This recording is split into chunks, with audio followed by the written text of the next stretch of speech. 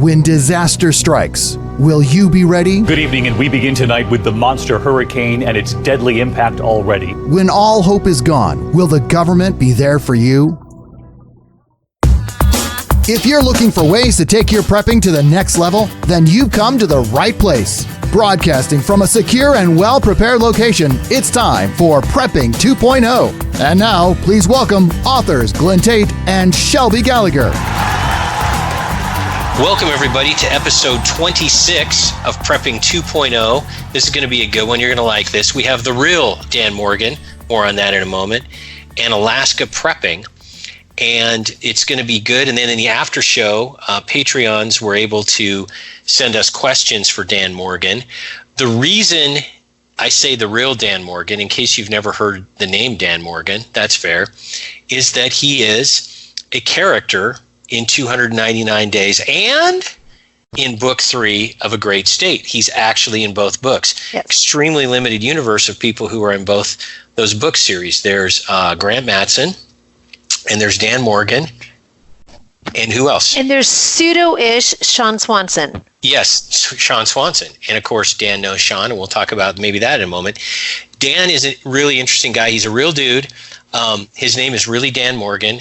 And the reason I picked that name for him in the book of Dan Morgan was I have no creativity whatsoever, and I just went with a real name because otherwise I'd forget, because there are 350 characters in the book series. So, and Dan will tell you a little bit about his background. He has a military background in securing locations that I think would be of great interest to preppers. He's also a former canine handler, and that I think would be of great interest to preppers. And rounding out the reasons that he's a guest, he lives in Alaska and has a lot of thoughts about prepping in general and sort of Alaska stuff. And because Alaska's its all different thing. So that's who we have on, the real Dan Morgan. Shelby, why don't you go ahead and tell folks about the top 100 list? I will do that real quick, though. I always encourage people, if you want to check out previous episodes or just see what we do here at Prepping 2.0, go to our website, prepping2-0.com. You can catch up on past episodes, and you can see the list that I'm about ready to talk about there.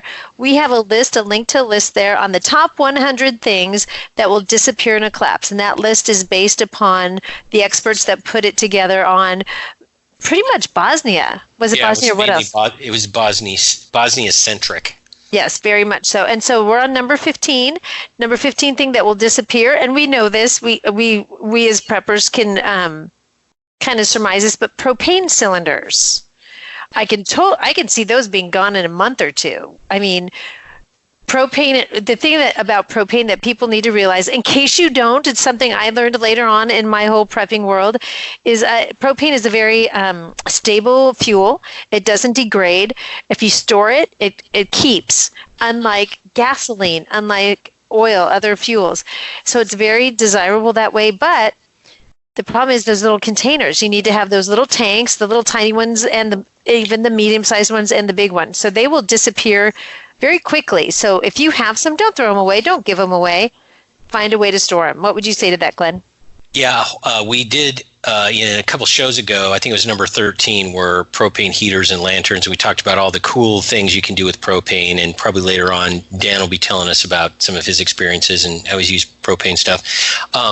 But you can't, here's what I used to think, by the way, Prepping 1.0, and now I've learned something, Prepping 2.0. That is, I just assumed that you could just take an empty propane cylinder, let's say a barbecue size thing, and you could just walk up to a bigger propane tank and just plug it in, and it would fill up. Apparently physics is a thing, and it doesn't work that way. So basically, the tanks will equal out, I'm told, to whatever level they will equalize. So if the big propane tank is half full or half empty, if you're a pessimist, your little tank will become half full or half empty. Don't know if that's true, but I just want to let folks know it's not as simple as plugging in your phone to a bigger battery and it fills it up. So that's something to consider. So then we also have, if we're talking about propane, we also need to talk about Hank Hill, excuse me. Yeah, Frank Hill. We don't even know who that guy is. Who's that? And a character in a book, I don't know. I listened to my impression of Hank Hill in the past episode, and I thought it was pretty awesome. And then I actually heard it through headphones. It was not that awesome. So I'm not going to duplicate my Hank Hill impersonation because it wasn't that awesome. So yeah, no, I'm done. I so feel if you want to hear it, you need to go back to episode whatever 13. A couple it's pretty funny. He does it often. I've noticed though that you don't do it as much. So okay, that would. Well, I heard how awful it was, and now it grates on my ears too. Oh my gosh. Okay, so the next thing that we want to talk about is, and we love it when our fans, you, our listeners, fans, send us emails, send us messages, especially ones that kind of give us the chills a little bit and makes us feel good about what we do. So if you go and look at me, Shelby Gallagher, Shelby at Gallagher author on Facebook, you know that recently Glenn and I were at the Puget Sound Preparedness Expo, and we met an amazing couple. We met more than one. We met everybody there. Is amazing. When you meet people at prepping conferences, they're awesome. But this woman and her husband came, and she was, you could tell she was not in good health. And come to find out, she was in like not a wheelchair, but she was like she had a whatever cart or something, to move her around in. Well, she could move around and then she could sit down. It was the ability to sit and rest. Come to find out that she had really recently had an open heart surgery in Seattle and made a big point that to be able to be recovered from that enough, and it was only days before that she had the surgery. She literally was just discharged the day before so that she could make it to this expo to meet us. Isn't that crazy? It is crazy. I'm getting chills. This happens all the time. The goosebumps. This happens. It was amazing. And then we were just talking to her. In fact, and we get really busy at these things. We're talking to everybody. And I made a point to kind of slip out. And I kind of came back in another door because I saw she was there and over there, her and her husband. And I came and just talked to him. It's an amazing story. And so go ahead. And let me add to that. They were very gracious too. They're like, oh, we don't want to take all your time. I'm like, no, you sit right here and you stay right here. You made the incredible effort to get discharged from the hospital. Come and see us. You can you can camp out here by our table. That's fine. So anyway, so after the expo, they send us a message, and they are Patreon supporters, and they have a cute little tag or whatever handle called That Nub. So here's the message. It says, hey guys, That Nub here. The wife and I met you in Bremerton last week. She is the one who had open heart surgery. I wanted to thank you for making her feel so welcomed. It really made her day. She is very excited to see you both again in Prosser. Let me stop right there. Prosser is another preparedness expo that we're going to be going at in mid-April. So just so you know.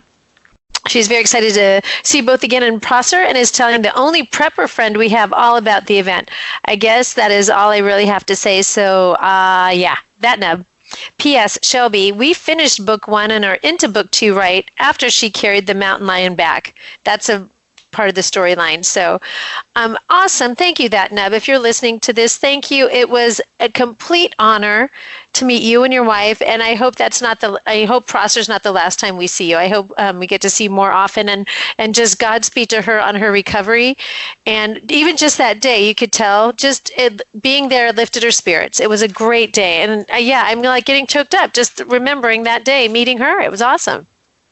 Well, and that's why we love all the folks in this community, because there's cool stuff like this that happens. And Shelby mentioned the Prosser Expo. By the time folks hear this, it will be over, unfortunately. But it was April 13th and 14th in Prosser Liberty. What? Prosser Liberty? Did I get that wrong? No. Eastern Washington, where Prosser is not going to be a state much longer, we hope, and it's going to be the state of Liberty and a split off thing. So it's in Prosser Liberty. I'm trying to propagate the vibe of Liberty being its own state by saying those words. Not like me saying it is going to make Congress say it's okay, but I mean, But it's getting the vernacular out there and getting used to the vernacular. Absolutely, because that's what it's going to be. So I will say this. Let me just jump in here really quick. 3 expos that you and I have decided that we are going to make part of our kind of tour. The Golden Triangle, we call it. The Golden Triangle. There will be the one in Bremerton, which will generally be about February. There will be then that's the Puget Sound Preparedness Expo. Then there's the Northwest Preparedness Expo in Prosser, generally around April. Then there's the Inland Preparedness Expo, which is in Sandpoint, Idaho, generally in September. So folks, if you want to meet us, those are the 3 that we will prioritize on our list of places to be. There could be more, and we're going to start getting that up on the website and things like that once we get dates settled. So just so you know, there you go. Yeah, absolutely. And these expos are put on by like normal people. We had a big hand in organizing the Bremerton one, for example. It's not like some big, business or something. Expos are great. You get to meet people. Well, I want to introduce Dan, the real Dan Morgan, whose covert name in the books is Dan Morgan. So Dan, welcome. And why don't you tell us a little about yourself? Hey, good morning. Thanks for having me, guys. Yeah, Dan Morgan. I also go by Rubber Tramp 907, and there's a story behind that. I bet there is. Remember, we're on FCC-controlled terrestrial radio, so thank you, Dan. Nope, that's my handle for Instagram as well. And the reason I chose Rubber Tramp 907 is I went outside of Alaska a little over a year ago now, and traveled the lower 48 for 16 months in a camper and rubber tramped my way around the country. And so that's what I did. But otherwise, I live here in Alaska at a place called Rabbit Creek, south of Anchorage. And I came up here first in '87. I joined the Air Force when I was 17. And this was my first duty station, and I ended up coming back 3 times total. Last one I came back and retired 20 years later. And in between that time, I traveled the world and been to a lot of cool places. You mentioned Bosnia. I was there for 8 months back in at the end of the war there, and that's an interesting, lots of interesting things to talk about that scenario, many levels, politically, prepping wise, etc. So it's a huge deal. But I retired in 2007, and I stayed in Alaska, and I work in the oil field as a health, safety, security, environmental manager. Very cool. And I wanted to mention, when you were in the Air Force, you did Air Force Security Forces, which, among other things, do base defense and law enforcement, kind of like MPs, but I think you do more. AFSF does more. They do, base protection, and you were a canine guy, and we're going to talk about that later. Why don't we just jump in? You mentioned Bosnia, because I think that is such a potential parallel to what we're looking at. Tell us about Bosnia and what you learned from that experience. Well, I can tell you that one of the first things I learned is nothing is as it appears. We were being told by the news at the time, and I won't turn this political right or left or anything like that, but I can tell you on the news that they were looking for two bad guys, right? Radovan Karadzic and Slobodan Milosevic, the 2 bad guys in that scenario, right? And they came into our checkpoints 2 or 3 times a month. We had them every single time, and we're told to let them go. So tell me, these guys, there's the crazy manhunt for these guys and everything else, and you know what? They knew exactly where they were the whole time. Was that to extend the war or keep things going?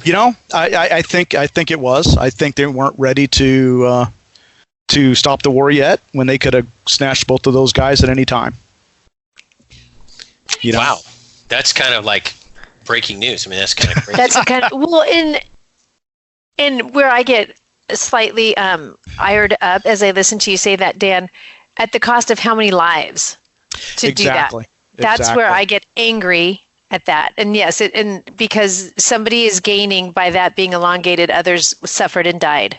That's sad.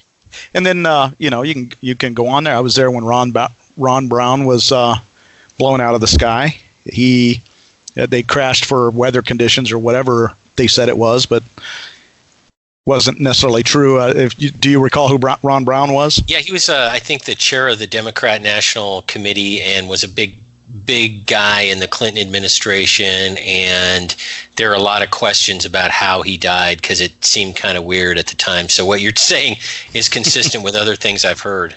Well, and he was set to testify a week after that. So, yeah, you can put that into perspective as you will. But yeah, it was an interesting time. We were part of I was with the United Nations at the time, which was a totally bizarre experience, because our commander was French. We were operating under the guise of they broke up the NATO coalition, so it was a joint NATO-UN operation. we had to work with our partners. We got along great with the Finns, the Norwegians, the Swedes, but we also had Russians there. And wow, what an interesting scenario. They were being paid. The government of Russia had stopped paying them, the army troops, and the only way they were getting paid is getting cash from the United Nations. So essentially, they were mercenary, but they were also supplying the Bosnians with weaponry and ammunition that was being used against us. So, God, the Russians are really good at that, aren't they? Oh, they're very duplicitous, very duplicitous. And we'd get rocket attacked, and we wouldn't know until about the third time when the Russians started, grabbing their helicopters and shoving them into hardened aircraft shelters that something was coming, because they sure weren't telling us, and this is amazing to me because I just have your basic, world history kind of knowledge. I'll tell you that Russia and Serbia, and of course Bosnia was a collection of Serbs, Croats, and Kosovars, and AKA Albanians. Everybody knows that Russia and Serbia are tight.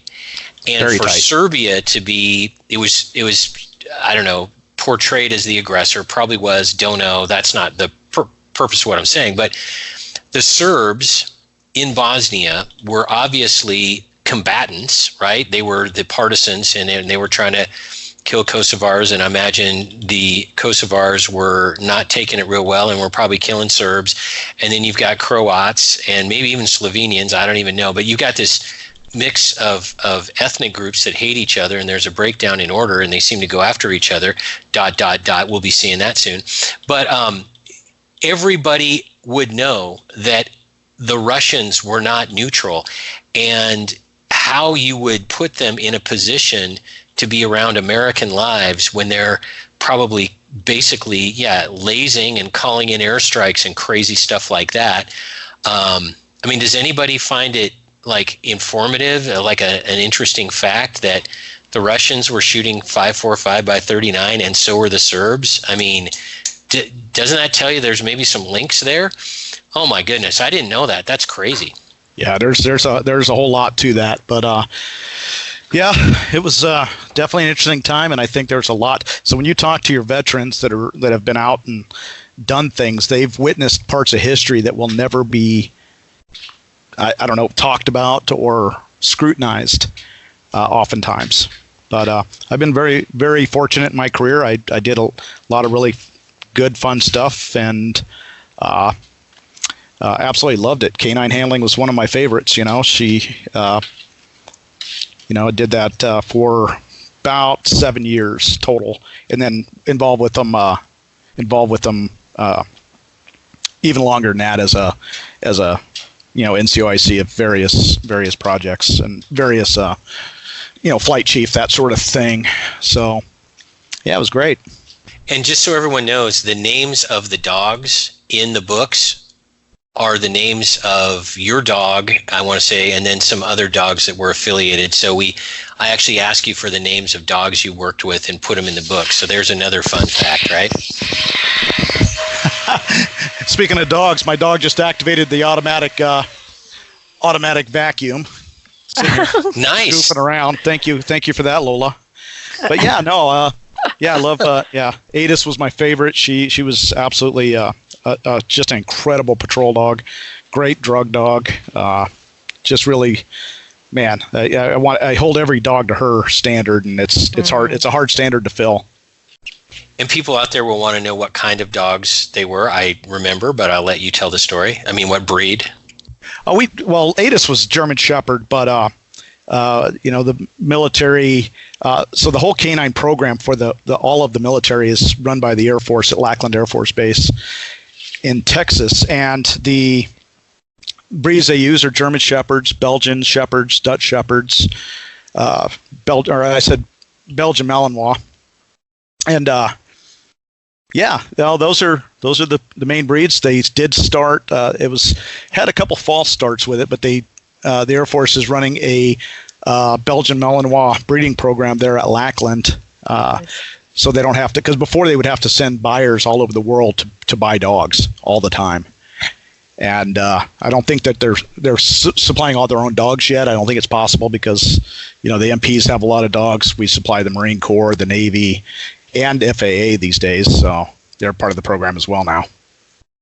Nice. And of course, you were a canine handler, and that relates to securing air bases because you're making sure that, people aren't driving explosives. I don't know, like the Russian soldiers who aren't getting paid. You're not. People aren't driving explosives in, and you can see everybody out there who's read 299 Days.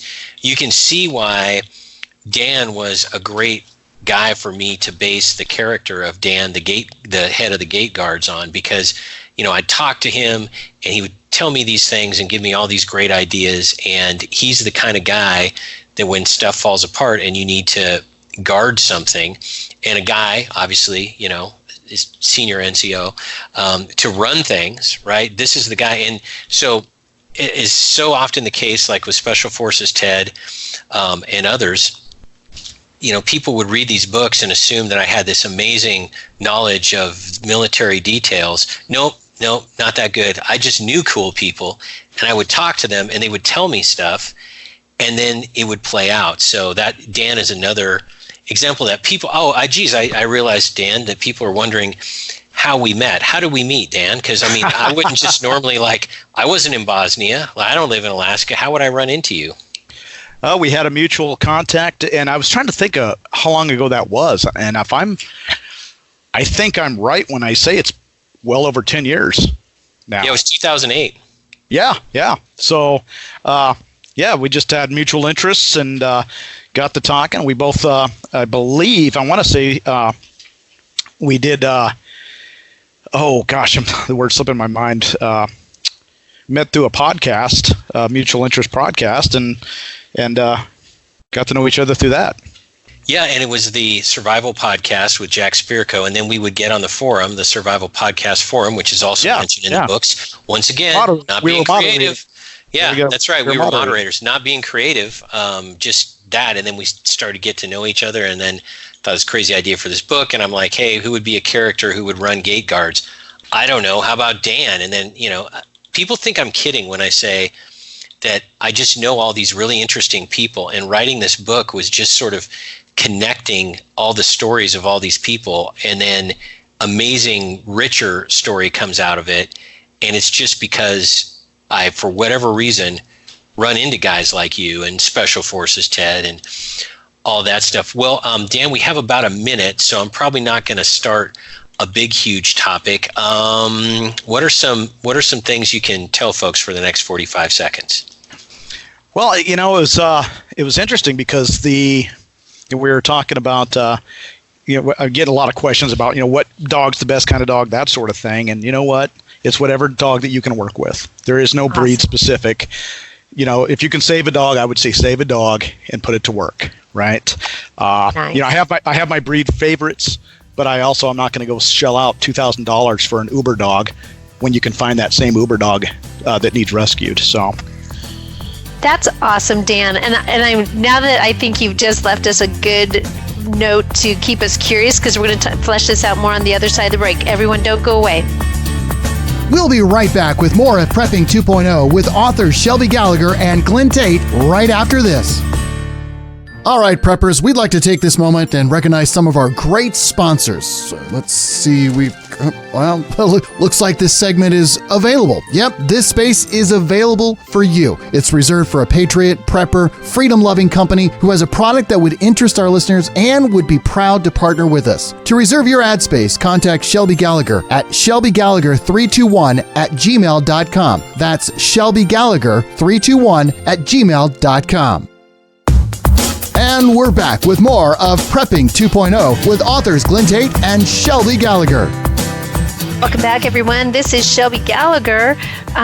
With us today is Dan Morgan with his non-fake name out of Glenn Tate's books, the 10-book series, 299 days. Any other books that Dan might be in? He is, and that's what we want to talk about. He just learned today, as we're doing this interview, that he has a part in my 3-book series, the 3rd book. It is not yet published, and he is a character in the 3rd book. So, what did you name him? How creative are you? Well, his name's Dan Morgan because, and so Dan, first of all, let me ask you this, now that you're with us, how does it feel to know that you're yet in another book? I'm shocked. Well, good. Nobody has said, you know what, I wish I hadn't done that. Most people, that's good to know. It's an honor, it's really cool, and to be thought of that way, and it's an honor, but it's also it's a shock as well. Very good. Well, good. Well, I hope you enjoy it when you get to the point where you're reading it. And I will say this, kind of a teaser to everyone. Glenn, you and I have talked about how the 3rd book in my series will have carryover chapters where there will be Pierce Point meets up with a great state, and Pierce Point being the main setting of your books. And that's where Dan's character comes in, because I have to bring back some of those characters and bring in some of those characters. So, Dan, that's your hint to our listeners and readers and fans. That's your hint. We'll leave it at that. How about that? Sounds good. Awesome. So good. So, yeah, now, Glenn, you guys I'm going to sit and listen to you talk about security. Yeah, so as we mentioned, Dan did Security Forces, and a lot of people don't understand what that is in the Air Force, but I kind of mentioned it's base defense, because you have to secure airfields, not just like the actual like runways and stuff. You have to push out quite a perimeter because bad guys have rockets and stuff, and they'll try to shoot down aircraft. So in the book, Dan, obviously your character organizes the gate guards, and it's not just guarding a gate. There's all kinds of security measures that are taken. There's a waterway and some other stuff. So for preppers out there, let's say they have either they're bugging in or they're bugging out, and they've got a retreat or they've got a bug out location. And obviously the geography and the setup of it is going to vary so much that you can't really, Dan, take that into consideration because it'd be like 1,000 answers. But what are some kind of basic tips for keeping, I'll call it your base, right? It could be your house. It could be your neighborhood. It could be part of the county that's Patriot held and all working together. So what are some tips for securing a base? Well, and, first and foremost, access control is definitely one of them. But, being able to funnel people into and out of a specific area, coming into your property, so you can control A, shut it down, or B, open it up rapidly in the event that you need to evacuate or let people in. So, but that's knowing all avenues of approach and egress, being comfortable with it. And I was sitting there, thinking about kind of pre-gaming it, and it dawned on me. I did it subconsciously, but I didn't give it a name. And range cards. Are you familiar with the range card concept? I am not. So range cards are what you would use in a fighting position, right? So you take up your fighting position. One of the first things you do is exactly, you improve your position, and then you draw out what's in front of you. And ideally, if you have the time to do it, which most people do now, is to know the range distances on your property. How far is it to your property line from your house, or from different places around your property? How far is it from the entry point? All of those things are important, and then you draw it out. And that's going to help you with maximum effective range of your weapon, maximum range of your weapon, or just the time you may need to do something, buy you more time. I know if somebody's here, it's going to take them 3 minutes to get from there to here. Does that make sense? Yeah, it does. And in the books, I'll keep harkening back to that. One of the scenes, there's some old guys who are kind of deer hunters, and I think some preppers might think, oh, guys like that, they're not really useful because they don't have like a bunch of tactical gear on that they'll never wear, like some of the keyboard commandos. And so, but in the book, there are some old guys sitting up on a hill. It's a real place out by the real cabin. And somebody asked these old guys, how far is it to the gate? And one of the old guys smiles and he says, 217 yards, more or less, and he smiles. That's what you're talking about, knowing those distances. That's exactly what I'm talking about. And old hunters, anybody that can sneak up on a deer close enough to shoot it is tactically sound. Yep, a friend of mine who has done amazing, cool stuff. I'll leave it at that. He has a theory, and that is, all us preppers. I mean, he's a prepper. We're always thinking about this, and this. You know what's going to kill most preppers? Guys with 270s, deer hunting rifles, and 7mm, deer hunting rifles. That's the stuff to worry about. Don't worry about, the mall ninja guy. It's going to be those guys, and that's the reason to know the range. I'm going to put you on the spot here. There are some really good now, I think, tripwires and things like that, wires that set off a shotgun, basically blank. It's not blasting, to like kill people with the shot. It's a noise thing, a noise alert. Very, very affordable now. Another example of prepping 2.0, 1.0, 10 years ago, some of this stuff either didn't exist or was hard to find. It was kind of like for military and law enforcement folks or whatever. Now it's kind of everywhere. So talk about ways like early alert systems, not just gates, but some other alert systems. Well, I'm a bigger fan of brake beams and that sort of thing. When you start putting wires out, you can do that. That's good for maybe a hasty camp, something like this, or a hasty defense position. But for long, all over your property, I've got moose, I've got bear, I've got dogs, I've got lynx. They would be constantly setting these things off, and I don't want to do that. That's not practical for me here. But, if you're way out there and you feel like you're in that much of or you're in such a situation where that's really, truly important, I would look into, because they've got some great systems for brake beam technology. And that's just basically an infrared, no one can see it. And you just put it up at avenues of approach on, big fan of the game cams now will alert you if something comes into its field of view. Aren't those amazing? The way that technology and prices have just made it so much better. It's a game changer. It's a cliche, but true. Well, and when you look at the technology for security, home security now has gotten such that you can really manipulate your system to, look for, let me know about things over 3 feet tall. Let me know. On this whole big map, I want to know just about this particular area right here, and that may be an avenue of approach. That may be a break in the fence. It could be a ravine or a wash, something like this. It's just really good tech. So that's kind of where I go. I know a lot of folks. I tend to think, I love preppers to death, but I think a lot of them tend to really overcomplicate things and overthink it when they should be thinking about other stuff, right? Yeah, exactly. Oh, sorry. Go ahead. No, that's it. I don't think it has to be. If it's overly complicated, you're going to screw it up. Yeah, and you were mentioning, infrared beams, and I know some stuff. These game cameras and things will send stuff to your phone. One thing that prepping 2.0ers need to be thinking about is whenever you say it'll send stuff to your phone, the automatic thing a lot of preppers, including me, think about, probably Shelby too, is, well, what if phones don't work? Yes, that's true. However, I think, and you can tell from the books, from my books and from Shelby's books, that we think collapses and dangerous situations start relatively slowly. I mean, there's a period of time in which there's electricity. So we're always talking about layering, right? With food, have everything Absolutely. From MREs to a greenhouse, right? And layer it and layer your security, not just in the proximity radius sense, but have stuff, game cameras, for example, that go to your phone that are awesome if the electricity's still up. For all we know, it's like a 5 or 10 year kind of Bosnia thing. And if I recall, in Bosnia, for a fair amount of the time, the electricity was on, right? It was, yeah.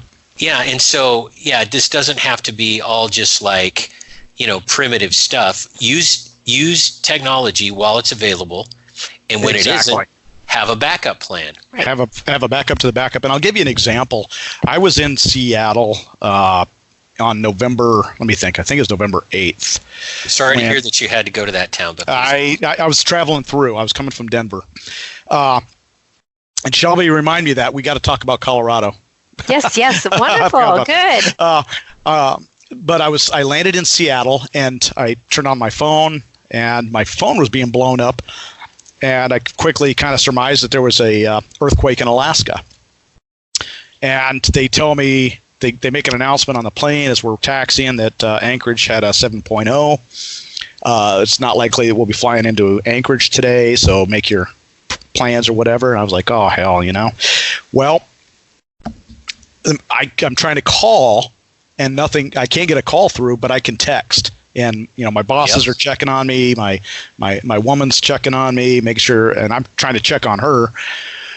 Well, she's in a building in Anchorage working, and windows are falling out, and she responded to her condo, couldn't get in because the whole building had shifted, and she's trying to get into the dog. She had to get some guys to kick the door in. So her place got torqued pretty good. But I'm, she's not up at the house here, which is, kind of outside of Anchorage. What do? I look at my cameras. My cameras are on and they're working, and I can't see, all inside the house, but I can see around it, and I don't see anything on fire or collapsed except for my wood pile. And I texted my neighbor to ask him to do a walk around, and one of the things was I have a house generator that I installed the week before, and nice. my security system, my camera system, all stayed running when no one else had electricity for 6 hours up in this area. So that's when we talk about the tech and prepping, having a backup to the backup to the backup. I've made me feel really good that I could get a visual right away, and then I could text somebody to do a backup for me. And having those relationships and using the technology and the relationships to help secure your place is a big deal. That's awesome. That is exactly what we talk about when so many times people, when we talk to them about these sorts of things, whether it be, yes, this security and having a backup to the backup, they get one-dimensional. It's like, well, I'm not going to use this is what happens is I'm not going to use a game cam because when the electricity goes out, and it's like, well, no, okay, so you're going to shut off an entire option to yourself when all you need to do is think through dynamic ways to create a backup. That's prepping 2.0 right there to me. So that is amazing. We've talked about that. We're not going to take this too far, but I'll put out there, hey, we put out there on our social media, we're thinking about doing freeze drying. We don't think freeze drying food is good because of da-da-da-da-da. Well, you've just shut off an entire way of preserving food when if you just think about dynamically, how can you use this as a tool out of a toolbox instead of one tool out of your toolbox? So awesome example. You just gave me warm fuzzies with how to use, and not only that, and it goes to show we need relationships. You need to know your neighbors. You need to know your community. You need to know that we've heard this before from John Jacob Schmidt, great person we've had on this show in regards to his expertise in comms. Texting will be one of those things that you will be able to do when the phones aren't working. Awesome use of all your tools. Oh my gosh, Dan, you just gave me the warm fuzzies. Glenn is dying to say something over there. And then, yes, I'm curious to what you wanted to say about Denver and Colorado. Anyway, go ahead. Well, the prepping 2.0, we always talk about some of the topics in 2.0 are water, which isn't entering this conversation, but everyone knows it's important, comms and community and night vision. But so it sounds like you just, in your example, your great example of using current technology and a layering, you mentioned community, having a good relationship with this guy. Obviously, comms is important in this, not just the texting, but when we were talking about entry points and everything else, it doesn't have to be elaborate, but you got to have comms of some kind because yelling, hey, you, isn't really going to be the effective way. So comms are part of it. And then the networking. What are your thoughts on night vision and how people now can get a hold of some stuff, maybe not as expensively as they think? What is night vision like worth it, basically? Well, so I live in a place where it's light half the time and it's dark half the time. So half the year I won't ever even touch it. But the other half of the year it's great, right? So I absolutely I love night vision. Use it for years in the military. We started out with PVS 4s, then went to PVS 7s. I think the going price for those are still in the range of $6,000. $4,000 to $6,000, I believe, last time I checked.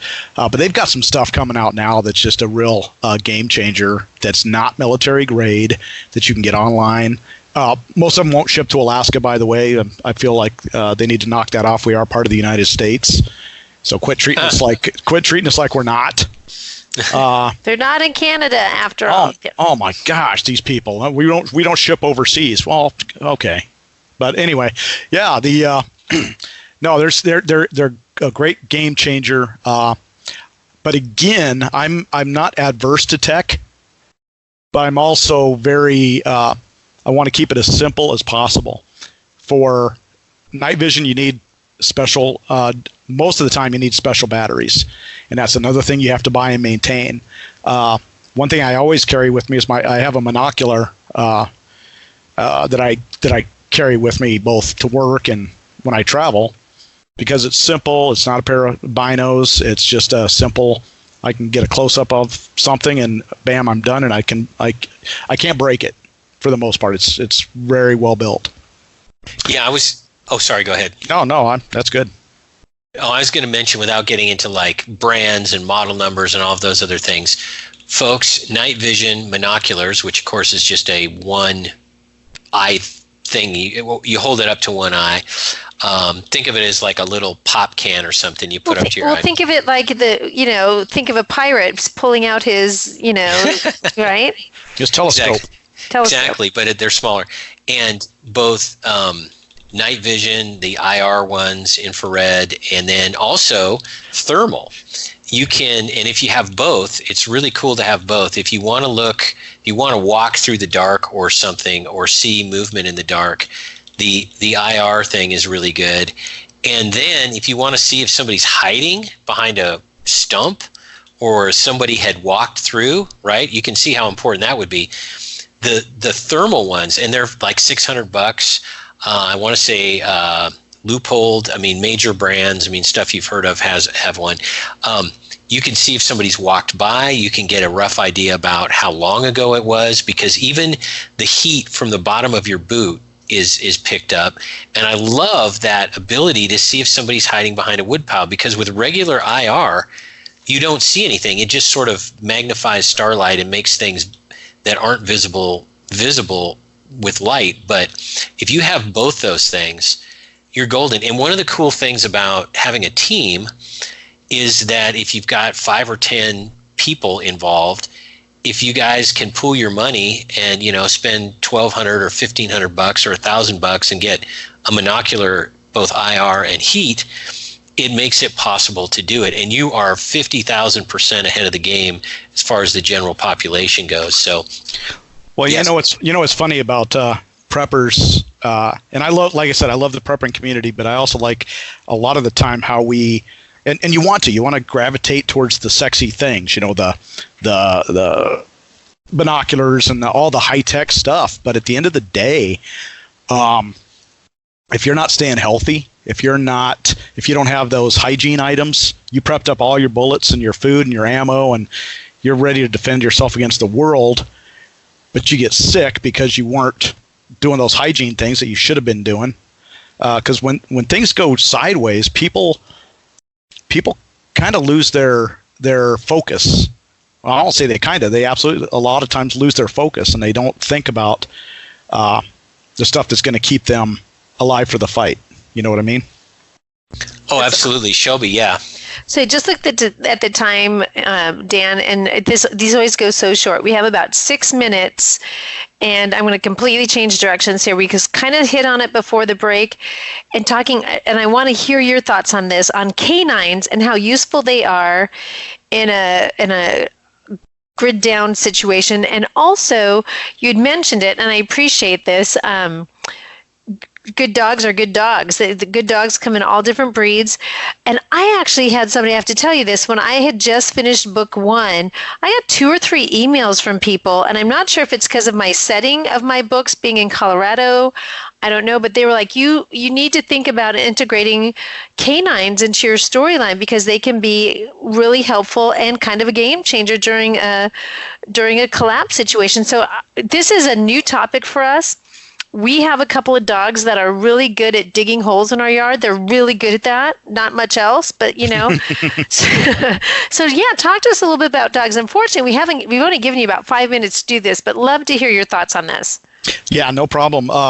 Like I said, I have a Beauceron now, and she's French, and she's French in every way. She even acts French, and it's just irritating as all get out. But I love her to death, right? So your dog has hair under her armpits? I'm sorry. Oh yes, very very much so, very much so.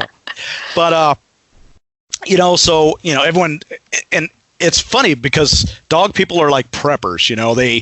They're really kind of, well, I'm going to get this equipment, I'm going to do this, blah, blah, blah, and this equipment is better than that equipment because of X, Y, and Z. You know what? It's all whatever. It's whatever works for you. We gravitate towards Shepherds and Malinois because of their use in policing, right? But at the end of the day, like a Belgian needs a lot of exercise, a lot of work. All right, they're a high drive, high energy dog that is going to be go, go, go, go, go. And you better have the time to put into it, because if you don't, smart, bored dogs do stupid things. You know what I'm saying? We do. We know more than you know. There you go. So, sometimes it's better to have a dumb dog because they don't do stupid things generally. But I would say any dog, like, if you had a large property and you really wanted a dog that would, there are some dogs that love to do perimeter work. They will just walk that perimeter, your border collies, that sort of thing, But they're high drive, high energy, and need a lot of high focus to get them to a good spot. Yeah, very good. Does that make sense? I can go on all day about dogs, but that's... Okay. That's the rule. Awesome. Well, so for that person who's listening right now, Dan, who's like, all right, I have a dog. I'd love to. What are some, just if you can think of one or two things that a person could train them on? You hit on one of them, perimeter work. God, our dog would do that. Just take her on the perimeter, especially some things that we're doing on our property now. What are things that dogs can do for us in a grid down besides perimeter? Can they, So a lot of things are not just about doing the perimeter security and that sort of thing. A lot of it's acting, right? So what is people's perception? And what I mean by that is that, and I explained to my, when we first got Lola, and my girl's taking her out for a walk, and she's never had a large dog, scary looking dog or anything like that before. And I said, you don't have to train her to be an attack dog, but what you can do is train her to get alert, and using keywords like watch it, watch it. And they don't know what watch it means or watch him, but they know what your inflection is, and they understand the inflection keeps them curious, and they're like, and then you encourage that behavior. You teach them to come on. It basically teaches them to come on guard. Yeah. And people are less engaged or less likely to mess with the dog if the dog all of a sudden, ears perk up and she lets out a little growl. Watch him means, hey, pay attention to that. It might be a threat. Very good. It may not work. She may never bite anybody, but they don't know that. Exactly. Very cool. So, deterrence is a good thing, and I know this. Oh, huge. When I'm involved with dogs, I'm not scared of dogs. I don't really handle them per se, but when I see a dog with the teeth out and barking like that, I'm not comfortable. There's a very, very, primal thing in people when they see a dog like that, because dogs can tear you to shreds, in some cases worse than gunfire. And Absolutely. So, it's a heck of a deterrent. Well, here's a question I've always had about dogs in a collapse situation. Yes, they're good for all the things we mentioned. What about people knowing that somebody lives somewhere because they hear a dog barking? Not like on alert, but just in our case, our goofy dog. And by the way, our dog, Maddie Tate Gallagher, has her own Facebook page, by the way, in case you're interested. Yeah.